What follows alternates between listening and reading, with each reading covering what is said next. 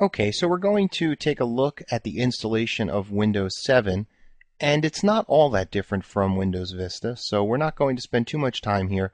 We're going to let it do its thing though, and we'll see some of the changes.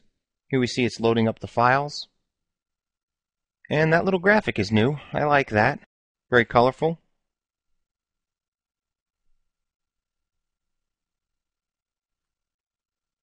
Here we see a familiar screen that we would see with Windows Vista as well.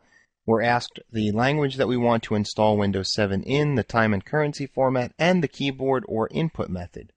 So these are fine. We'll hit Next. And then here we're asked if we want to install now, or if we look to the left there, we can repair our computer. Again, these are not new features. These are all available in Windows Vista as well.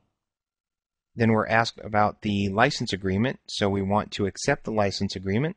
And we're asked what type of installation we want. In this case, we don't have Windows Vista that we're installing over, so we're just going to do a custom install, which will install a new copy. And then we're asked about where we want to install it. In this case, we only have a disk that we've configured on this virtual server of 20 gigs. The basic minimum requirements are that you have at least that amount so that you can do the installation. In fact, as we see, the features here are pretty much the same in terms of installation that you would have with Windows Vista.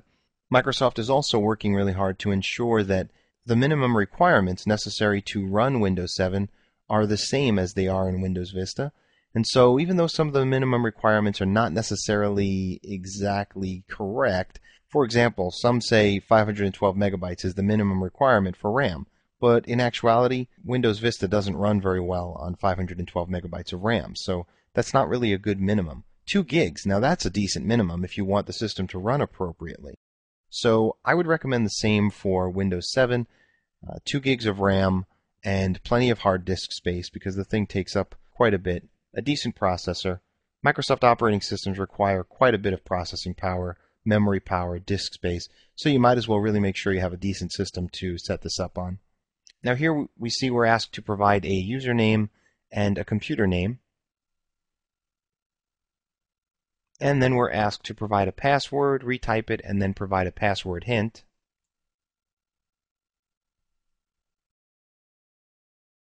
Next, we have to establish our settings for Windows updates, and then set up our time zone.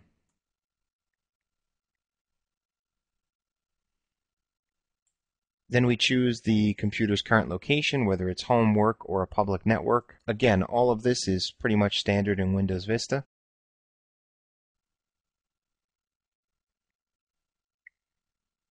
Now we're asked if we want to create a home group. Now this actually is new. As you can see, it says a home group links computers on your home network so that you can share pictures, music, videos, documents, and printers. What it really does is, in Windows 7, it provides you a single interface to accomplish the sharing of all of these different things. It's protected with a password, and so others can join the home group with that password. But don't worry if you don't write it down here. You can go into the home group applet when you have Windows 7 installed, and you'll be able to change that password or write it down if you didn't write it down at this point, and then others can join your home group, and it makes for a much easier method of sharing this information with other people in your home. So now we'll finish finalizing our settings.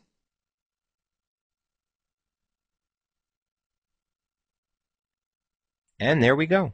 Welcome to Windows 7. Stay tuned for more, and I'll see you in the next lesson.